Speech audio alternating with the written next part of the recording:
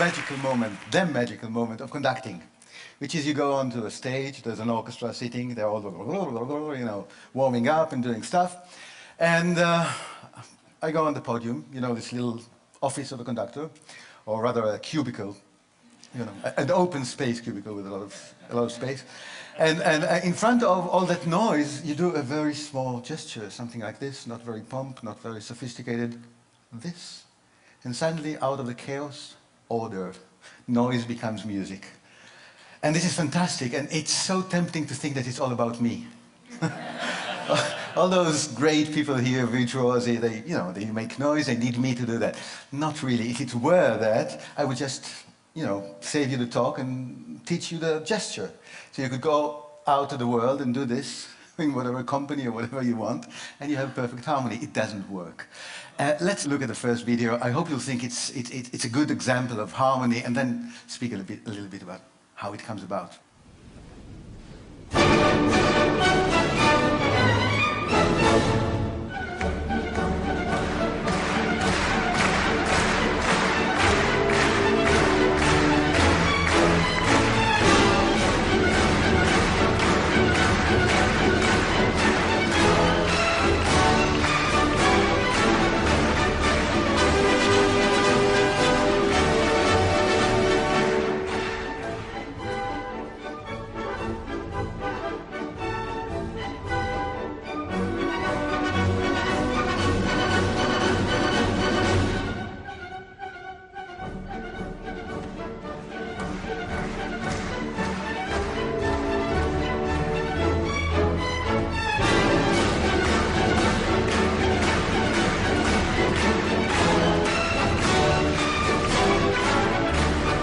Was that nice?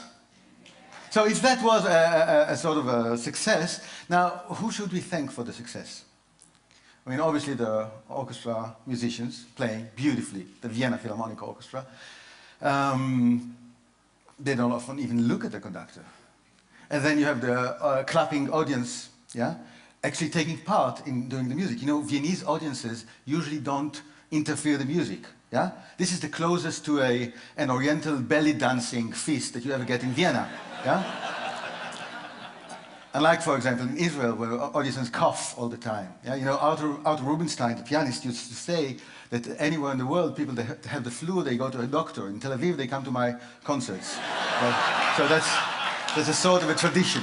But Viennese audiences do not do that. But here they go out of the regular just to be part of that, to become part of the orchestra, and that's great. You know, audiences like you, yeah, make the event. But what about the conductor? What can you say the conductor was doing actually? Yeah, he was happy, and I often show this. You know, to senior management, people get annoyed. You come to work, how come you're so happy? Something must be wrong there, yeah? But he's spreading happiness. And I think the happiness, the important thing is this happiness does not come from only his own story and his joy of the music. The joy is about enabling other people's stories to be heard at the same time. You have the story of the orchestra as a professional body. You have the story of the audience as a community. Yeah? You have the stories of the individuals in the orchestra and in the audience. And then you have other stories, unseen. People who built this wonderful concert hall. Yeah? People who made those, Stradivarius, Amati, all those beautiful instruments. And all those stories are being heard at the same time. This is the true experience of a live concert. That's a reason to go out of home. Yeah? But not all conductors do just that. Let's see somebody else, a great conductor, Riccardo Muti, please.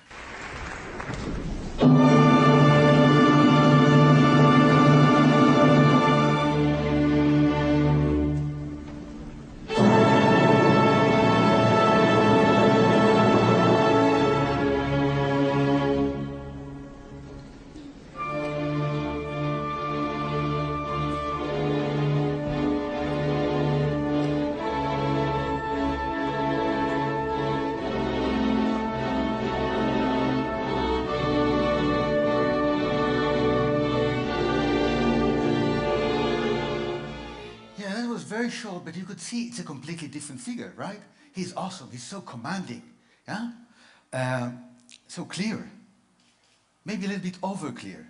Can we have a little demonstration? Would you be my orchestra for a second? Can you sing, please, the first note of Don Giovanni? You have to sing, oh, and I'll stop you. Okay? Ready? Well, come on, with me. If you do it without me, I feel even more redundant than I already feel. So, please, wait for the conductor. Now, look at me, and I stop you. Let's go.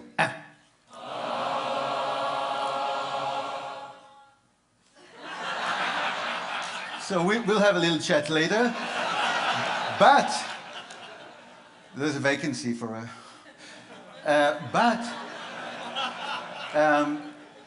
you could see that you could stop an orchestra with a finger. Now what does Riccardo Muti do? He does something like this. Oh. And then sort of... So not only the instruction is clear, but also the sanction. What will happen if you don't do what I tell you?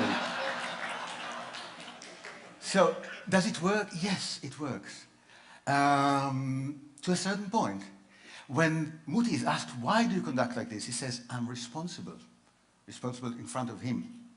Now, he doesn't really mean him. He means Mozart, which is like the third seat from the center. So he said, if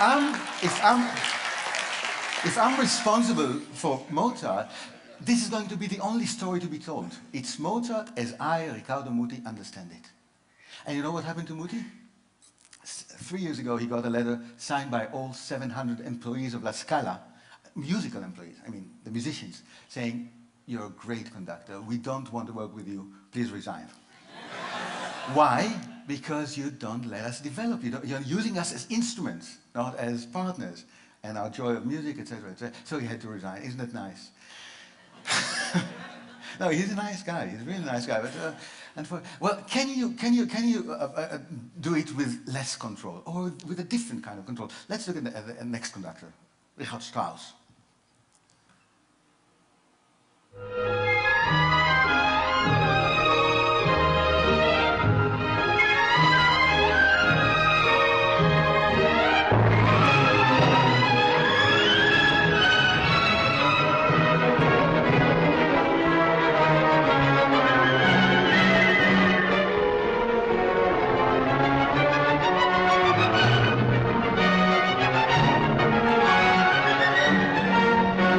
I'm afraid you'll get the feeling that I really, picked up on him because he's old, and it's not true. When he was a young man, about 30, he wrote what he called the 10 Commandments for conductors. First one was, if you sweat by the end of the concert, it means that you must have done something wrong.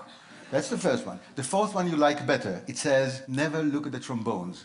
It only encourages them. So, the whole idea is really to let it happen by itself. Do not interfere. But how does it happen? Did you see him turning pages in the score? Now, either he's senile and doesn't remember his own music because he wrote the music, or he's actually transferring a very strong message to them saying, come on guys, you have to play by the book.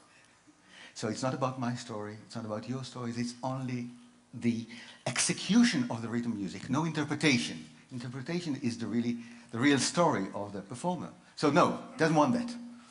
That's a different kind of control. Let's see another super conductor, a German superconductor, Herbert von Karajan, please.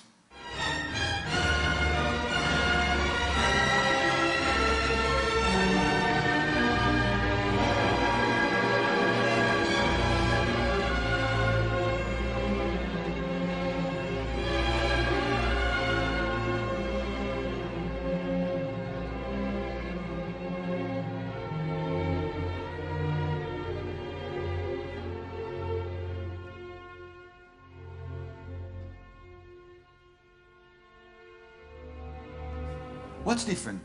Did you see the eyes? Closed. Did you see the hands? Did you see this kind of movement? Let me conduct you twice. Once like a Muti, and you'll clap. Just once, and then like Karajan. Let's see what happens, okay? Like Muti. Be ready? Because Muti... Okay? Ready? Let's do it. And then. Good. Now like a Karajan. Since you're already trained, let me concentrate, close my eyes. Come. Why not together? Because you didn't know when to play. Now, I can tell you, even the Berlin Philharmonic don't know when to play. Yeah? But I'll tell you how they do it. No cynicism. This is a German orchestra, yes? They look at Karajan, and then they look at each other. Like, do you understand what this guy wants?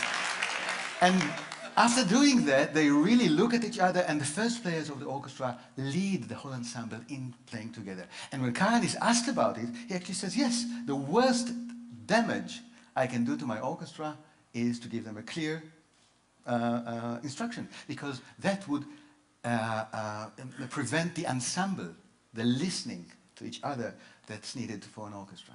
Now that's great. What about the eyes? Why are the eyes closed? Yeah? There's a wonderful story about Karajan conducting in London, and he cues in a flute player like this. The guy has no idea what to do.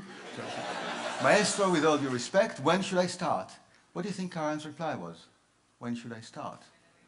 Oh yeah. He says, you start when you can't stand it anymore. Meaning that you know you have no authority to change anything. It's my music. The real music is only in Karajan's head, and you have to guess my mind. So you are under tremendous pressure because I don't give you an instruction, and yet you have to guess my mind. So it's a different kind of a very spiritual, but yet very firm control. Can we do it in another way? Of course we can. Let's go back to the first conductor we've seen. Carlos Kleiber, his name. Next video, please.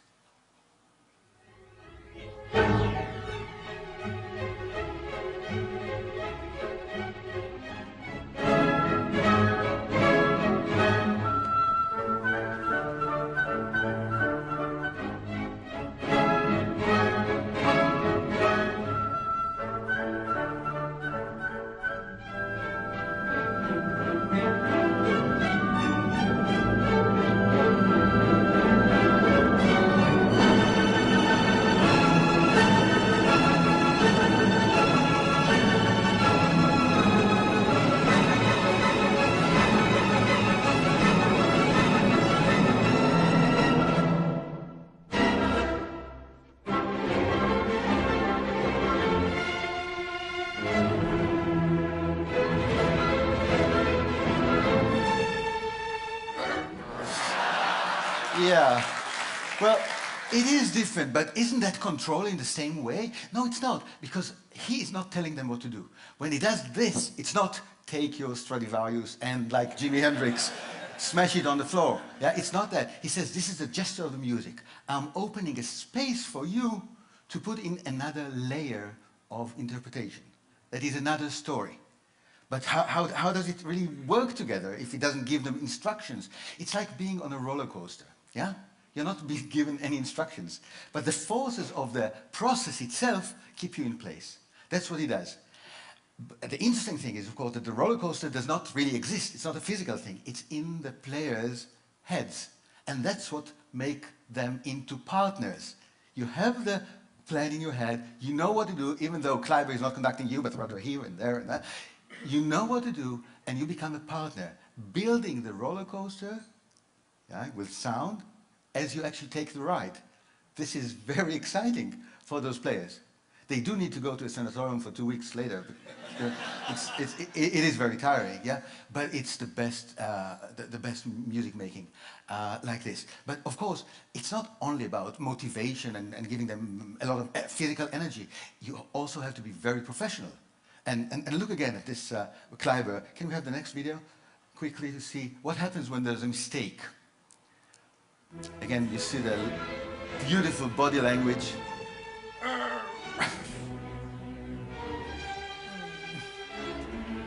And now there's a trumpet player who does something not exactly the way it should be done. Go on with the video. Look. See? Second time for the same player. And now the third time for the same player.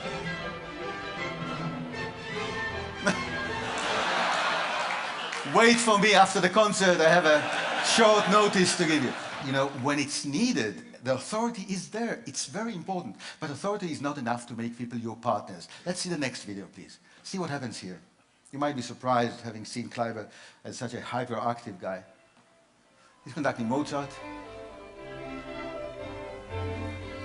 whole orchestra is playing. Now something else. Huh.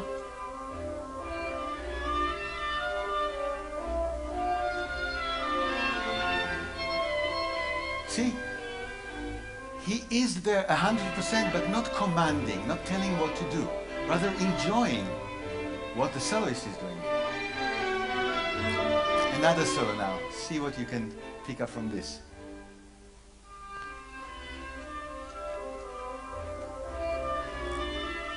Look at the eyes. Okay. You see that? First of all, it's a kind of a compliment we all like to get. It's not a feedback. It's, yeah, it comes from here. So that's a good thing. And the second thing, it's about actually being in control, but in a very special way. When Kleiber does, did you see the eyes going from here? Come, you know what happens? Gravitation is no more. Kleiber not only creates a process, but it also creates the conditions in the world in which this process takes place. So again, the oboe player is completely autonomous and therefore happy and proud of his work and creative and all that. And the level in which Kleiber is in control is a different level. So control is no longer a zero-sum game. You have this control, you have this control, and only put together in partnership brings about the best music. So Kleiber is about process, Kleiber is about conditions in the world, but you need to have process and content to create a meaning. Lenny Bernstein, my own personal maestro, since he was my great teacher, Lenny Bernstein always started from the meaning. Look at that, please.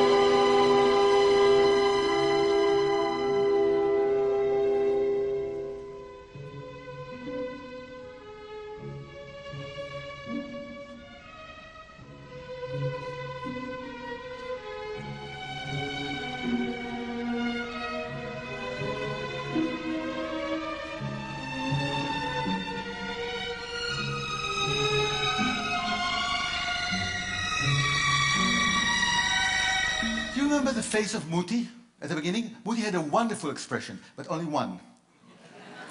Did you see Lenny's face? You know why? Because the meaning of the music is pain.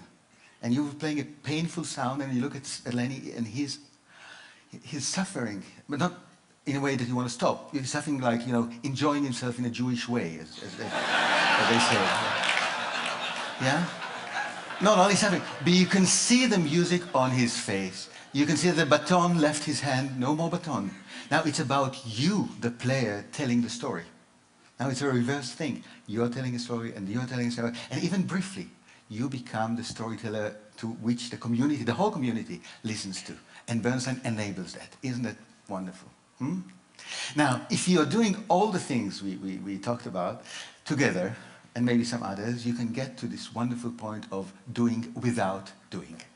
And for the last video, I think this is simply the best title. My friend Peter says, if you love something, give it away. So, please.